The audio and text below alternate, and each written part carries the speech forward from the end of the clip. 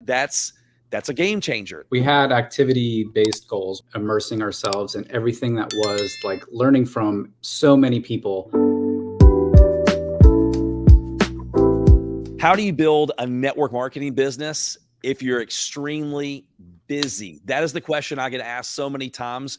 People are like, look, I'm married, or I've got a bunch of kids, or I'm working a full-time job.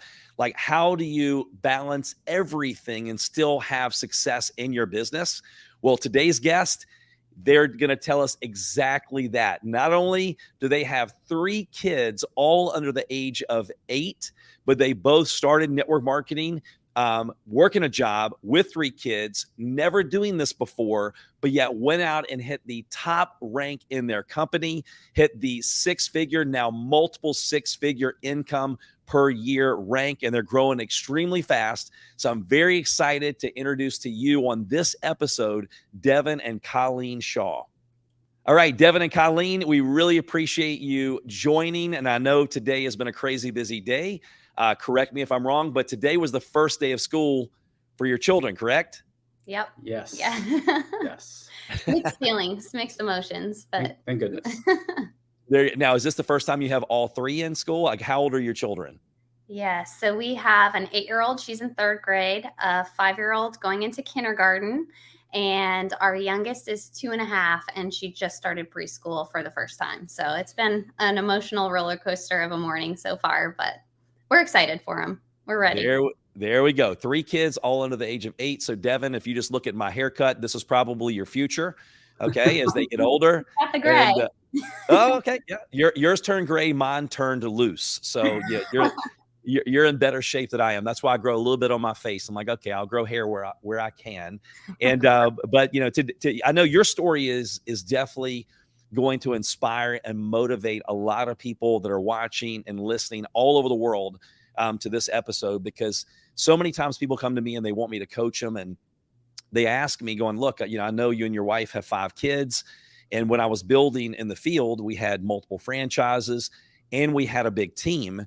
But what was interesting is that I was less busy when I started doing the right things with a team that was 10, 20 times bigger than I had prior to that, because I had some mentors that taught me what to do, what not to do. I started using systems and using social media. And so it's not how much we do. And people that have been listening or watching, you know, my different, trainings and the different podcasts, they know I continue to say this. It was Peter Drucker said, look, it's not how much you do, it's the effectiveness of what you do. And so if you don't mind, share with everyone, like, what was your background? You know, how did you get introduced to network marketing? So I am an oncology nurse practitioner, and Devin is a CRNA, so he practices anesthesia. And honestly, we were working 50 plus hours a week. We were tired, exhausted, stressed, sick all the time. And we were missing out on everything in our kids' lives. And that didn't sit well with us. We knew we wanted something different. And so from that standpoint, we knew we needed to start looking for an extra stream of income. And so that's when Devin one day, I was honestly just scrolling around on Facebook looking for something, and just kind of came across this opportunity.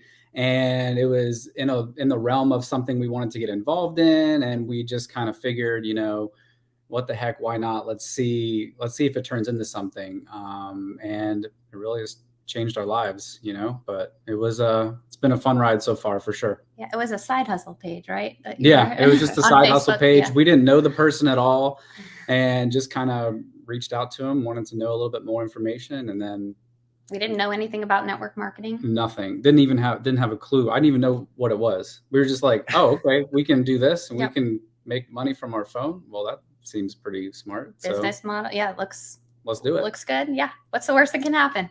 Hey, so I'm curious, because there's several great points already that I want to bring up. So first of all, was there anyone, I'm just curious, that was involved in your company that you knew, but that did not reach out to you prior to that time? Like, did you find out later on, like, oh my gosh, we had friends in the company?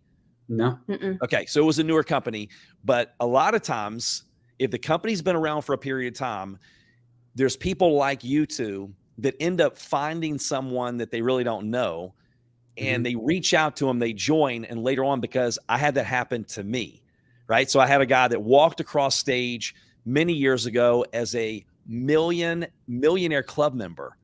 And I remember him going, Darin, we were in the same little area. Why did you not approach me? And I'm like, I'm asking myself the same question. And so for all of you that are, watching or listening, the first thing that a lot of times we think of is like, wow, you both have very impressive careers. You're making great money, and we think they probably wouldn't be interested. So there's a lesson in itself. Do not prejudge. There are people you think will be the greatest in the world. They will absolutely see it, and they don't. There are people you're going, nope, they would not be interested. They went to school for a long time to get educated. They've got a great career. They're making a lot of money. They drive a nice car. They live in a nice house. They wouldn't be, and they're the first ones to go, look, we're looking for something, because you never know what's going on behind closed doors. I know people that have been driving Mercedes and BMWs and these expensive cars, and they don't have money to put gas in the car because of things that have happened.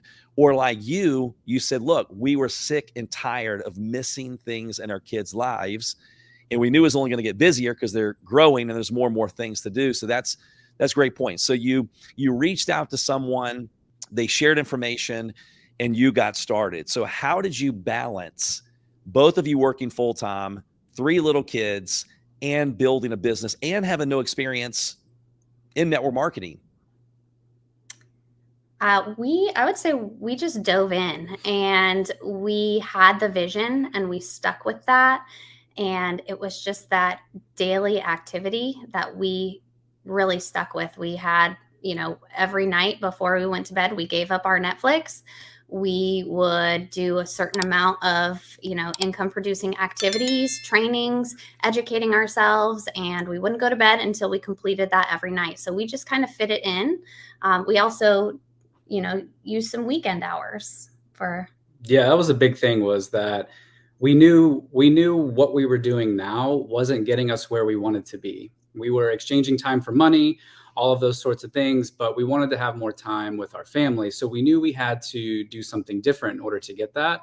But we also knew it was going to take some sacrifice too. We knew there was going to be a period in our life at this moment. If we were really going to go for this, we were going to have to sacrifice some things. And one of them was, our shows, watching Game of Thrones at night or something like that, had to wait a little bit. Ended up working out, because then we got to wait for all the episodes to catch up and we could binge. It was much better.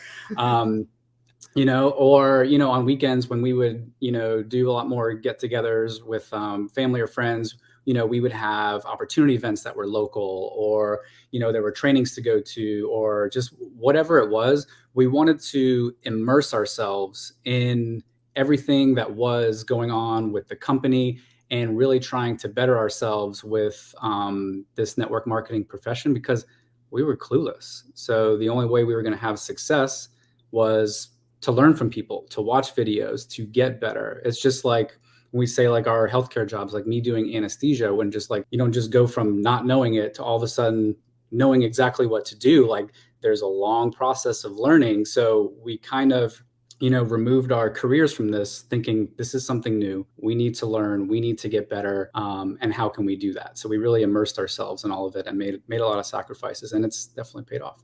Wow. I mean, I'm taking notes, and for those of you that are just listening, you can't see me, but I'm taking notes. We could spend the next hour just dissecting and going over each of those things, but I want to make sure that we all get it. Number one, Colleen talked about having a vision. Everything is mindset. When you have a crystal clear vision and you know why you want to build your business, because that's the only thing that's going to help you stay strong when things get challenging, which they 100% will be. They're going to be challenging. You're going to want to quit every single day. Let's just be real. And the only thing that's going to keep you going, that's going to pull you like a magnet into the future through those challenging times, is the vision of the future that you want to create. And you're going to create it in your head first. And they had a crystal clear vision. The next thing that she says was, we took action. Notice she didn't say we spent the next 12 months educating ourselves. She's like, look, we immediately took imperfect action, I would bet. Right, Colleen? Oh, yeah.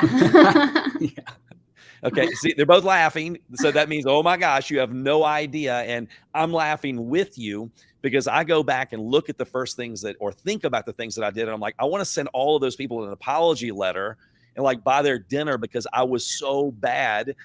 But it's okay. Everyone, we all start out bad. We're going to be, and I can't remember if it was one of the digital marketers, which one it was, going, look, done is better than perfect, I believe is what she says. Do it messy, fail forward, but you're going to get a little bit better. And people think that failure and success, they're separate. They're not. They're best friends. And failure and obstacles, they are your best friends because that leads you to elevation. The next thing that you talked about, both of you, was you gave up some things. You gave up Netflix. Between when you're an entrepreneur and when you're an employee, one of the biggest things we have to learn, there's a difference, and there is a season of sacrifice when you're building your business. So because you gave up some weekends, I remember, I would go to things on weekends that people were like, no, that's my Saturday. I've got to do this. I've got to do that. I remember, Colleen and Devin, where I had people go, what's my birthday? And I want to say, you're a grown man or woman. Like, you can't celebrate your birthday on a different day, or let somebody else mow your grass. And because we were willing to sacrifice a Saturday, or sacrifice being a little bit later at night going to bed, or getting up a little bit earlier, it got to the point where every day was like a Saturday. Monday was no different than a Saturday. So there is a season of sacrifice, and you have to give up temporarily to go up. And when you know that, and what's fascinating is, like, I'm looking at this is like a recipe for success. Like, you have your vision, you take action, you figure out what you're going to give up. And the next thing that she said, and I don't know if you realized how many bombs you two just dropped in a row, but income producing activities. So it's not just about being busy. You were being busy doing the right things, being very intentional. Then the next thing, and we'll get into some of these, educating yourself, understanding, look, we are our best investment. And we've got to, if we want to do more, we need to know more. And so you're working on getting a little bit better. And you said total immersion, like that's a game changer. That's the quickest way to change, is to totally, immerse yourself into the information. And what you're doing is you're learning, you're taking action, you're doing and reviewing, and you're doing it again. And the last thing you said was, we modeled other people that had what we wanted.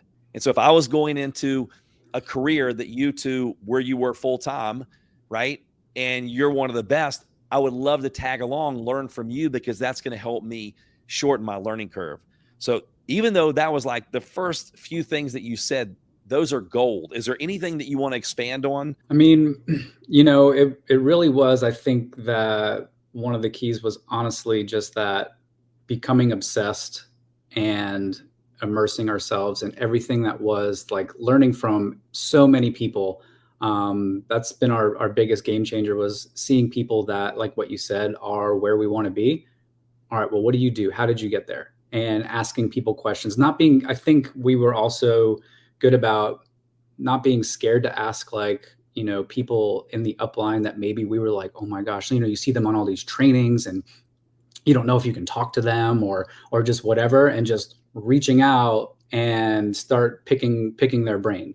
And every time we found that they were more than happy to help. And, sometimes they don't know that, you're looking for that help either. So just, being a bolder version of ourselves, and just, being upfront, asking for help and learning. And I think, like what you said, learning through a messy way at first. And I think a big thing for us too is we said, 2 years, we're going to keep our heads down and work hard. And we're going to treat this like we invested $250,000 into this business, because it is your own business. And you do have to, like you said, make those sacrifices and set aside the time to grow this business. You can't just put it on the side burner if you really want to have that massive success. Sure. Yeah, and I'm just curious, how long did it take each one of you? Like, how much schooling did you have to have? And then after the schooling, what did you have to go through to finally get to the point where they go, okay, you can do it by yourself, like you're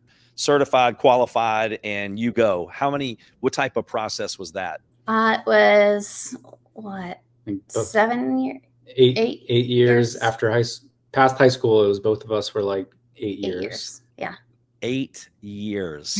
And do you know what the total investment was for that 8 years of schooling? Well, A lot. Multiple six figures between the both of you? Yeah. Yeah. Okay. So that's the point I want to get across. 8 years of going through schooling, working hard, and and then finally you get to work, and then you're exchanging time for money. Then most people, we won't get into to what you guys do, but most people, they're multiple six figures in debt.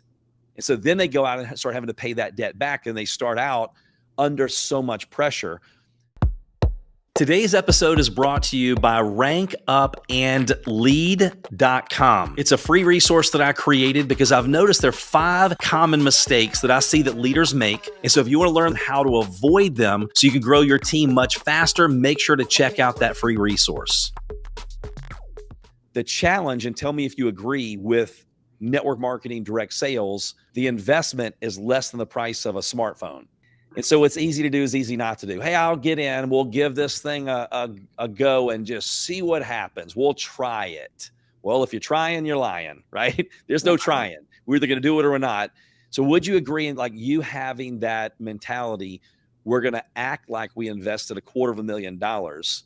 So that was the filter that you ran everything through? Pretty much. Yeah. We kind of told ourselves we really wanted to be around our kids more. We really wanted to kind of have more of that life and that vision that, she kind of mentioned before was really the driving force, but we knew that wasn't going to come by treating this like a hobby. So, it was really that total immersion and treating it like a real business, which meant we were going to be active every single day and get better and all of that. And it's paid off. Today, the first time we have been off together to take our kids to the first day of school. So never happened. We were just talking about that this morning. Mm-hmm. We're like, did you even imagine like we would be able to do this? We used to have to request paid time off. I think for me, it was like 5 or 6 months in advance. I would have to know exactly what day I wanted off. And for her, it was like similar. 3 months. Yeah. And if we didn't get it in time, that day was gone. And guess what? We were working while grandparents were bringing the kids to their first day of school, or maybe just one of us. But this was the first time both of us got to. Mm-hmm. And it was really special. It was cool. Yeah. It was fun. Congratulations. Yeah, you can't put a price tag on that. Like True. There is no price tag for that. And how long have you been in network marketing now? 3 years. Right? Just now 3 years. About 3 last years. month was 3 years. Mm-hmm. Congratulations. And how long did it take you to get to the 6-figure mark? What was it, like a little over a year? Yeah. About a year and a half, year and a half, somewhere year and a half.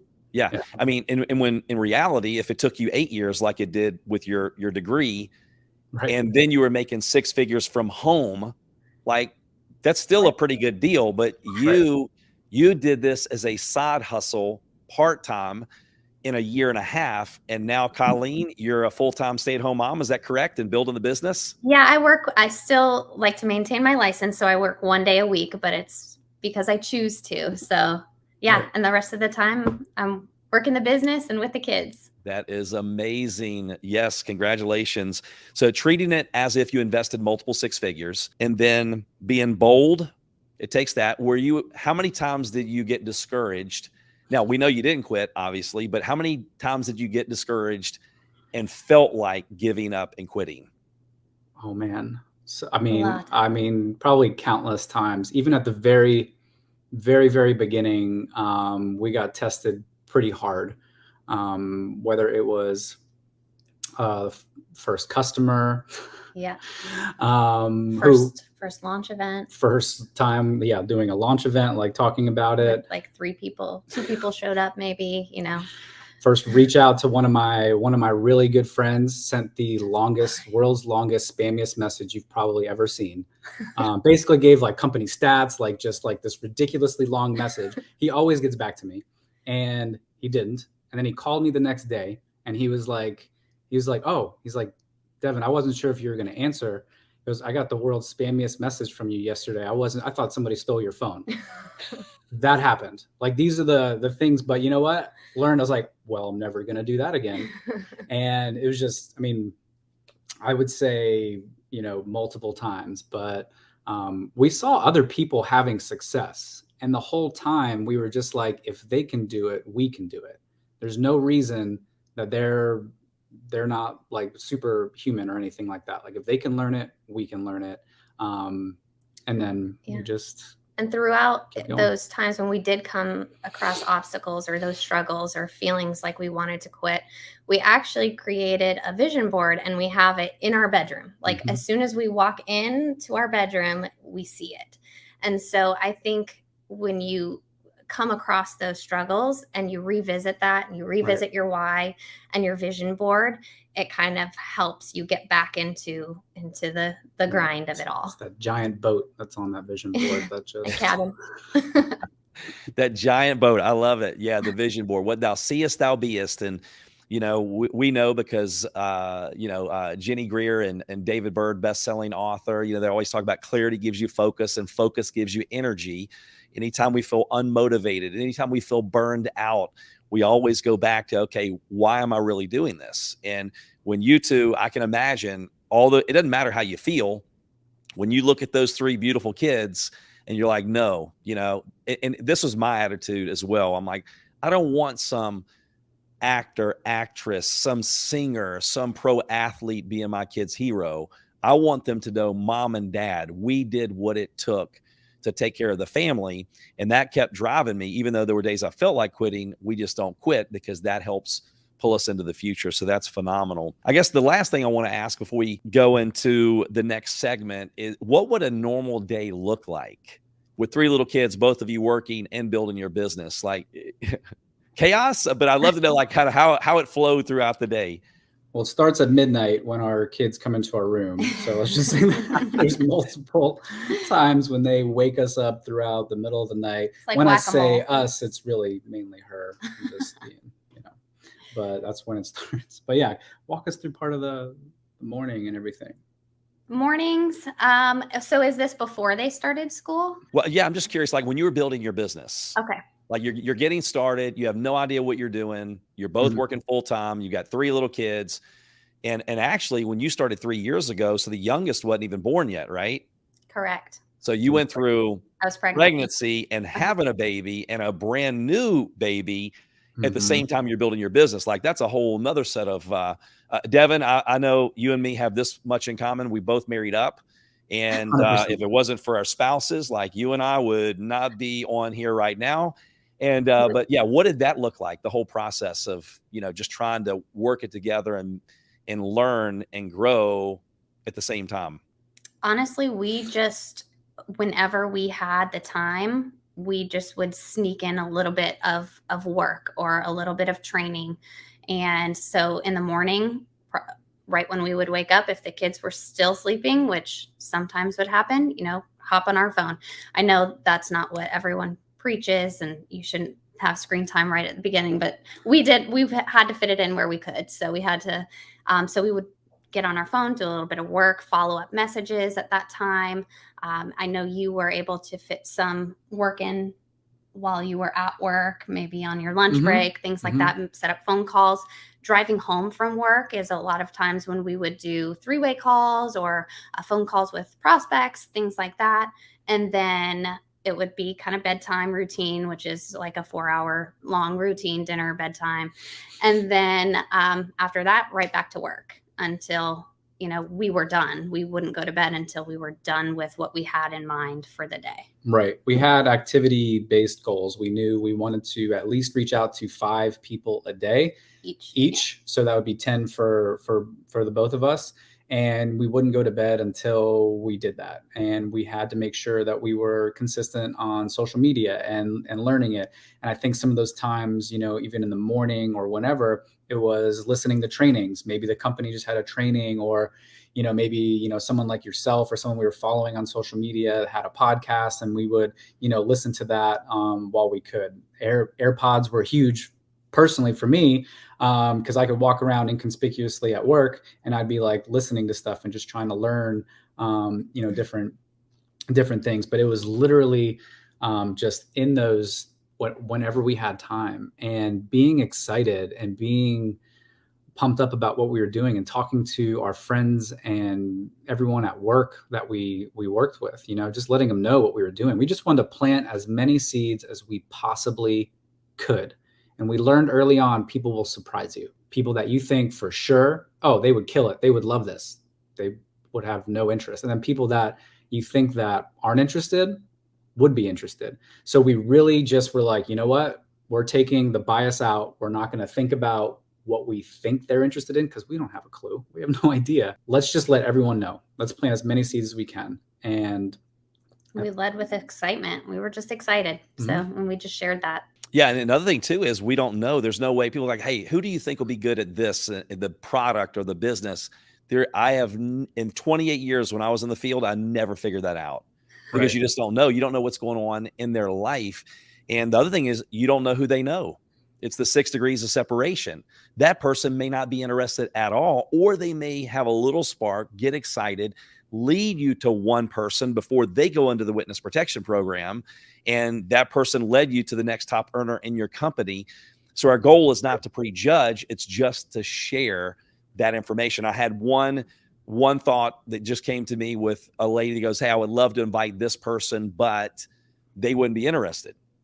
They make a lot of money. Their husband's, a big financial planner. And I'm like, our job is not to figure out whether they're interested. It's just to let them know what you're doing. And you're their friend.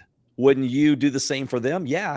Well, the most excited person at that event was that person. And we didn't know what was going on in the background going, look, we're about to lose everything. We've been praying for something.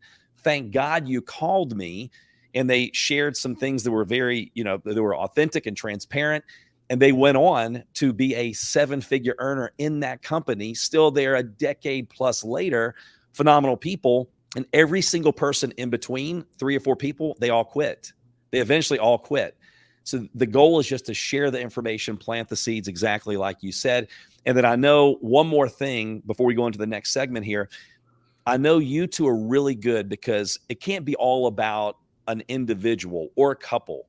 You're really good at plugging people into systems, whether it's company trainings, team trainings. And can you hit on that just for a second? Like, how serious were you about, getting them onboarded the right way, plugging them into the system so that way it was duplicating and growing with or without you? Yeah, I think it was really just massive communication. We knew that we had to make sure that if we found something that was going to be of value to them, they needed to know about it. And it wasn't just, we would make sure if it was something on Facebook, a lot of stuff was on like Facebook groups, is making sure we tagged them and then also messaging them, hey, did you see what we tagged you in?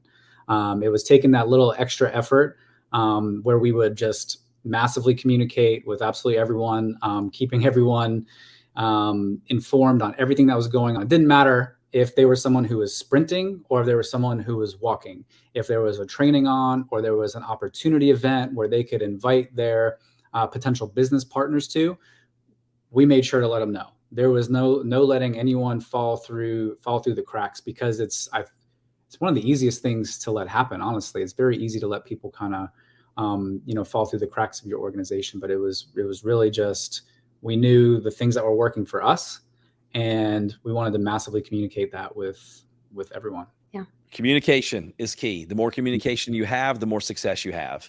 And not leaving your financial future in somebody else's hands, because guess what? Most people, if you're watching this, if you're listening to this, most people are not as serious as you. So my hat's off to you, because you're learning, you're growing, you're taking notes, you're wanting to improve, you're wanting to get better, you want to be that next better version of yourself. And so having that communication and keeping people close to the fire, because there's so many distractions in life. Weeks, they start to fade away, and then they get distracted. Next thing you know, they're in the witness protection program themselves. But if you continue to keep them close to the fire, communicating with them, not leaving your financial future in an email, like there's no emotion, or maybe that upline is not as serious. And the next thing you know, they get on there, they hear that one story that inspires them and encourages them. What did you two say? You go, look, we saw other people having success, and even though we were frustrated, we knew if they could do it, we could do it. And that's the importance of plugging in, to systems and massive communication and doing the little things there's so many little 1% things that you all have put in this first part of the episode. If people just go back and listen to this and watch this over and over and over and take notes and just implement one little thing at a time, it'll be a game changer. Because when you're communicating to your team, when you're doing all the things that we talked about, guess what happens? That creates a rhythm in your organization. And then the next thing you know, people are like, oh, this is just how we do it. We're used to being an employee. We're told what to do. And then leadership is more of what's caught than what's taught. And they're doing what you do. So now your whole team is communicating more. They're plugging in more. They're doing vision and dream boards. They're sharing stories. They're taking action. They're giving up things. So truly, this could be an entire program, what you've given us, so far.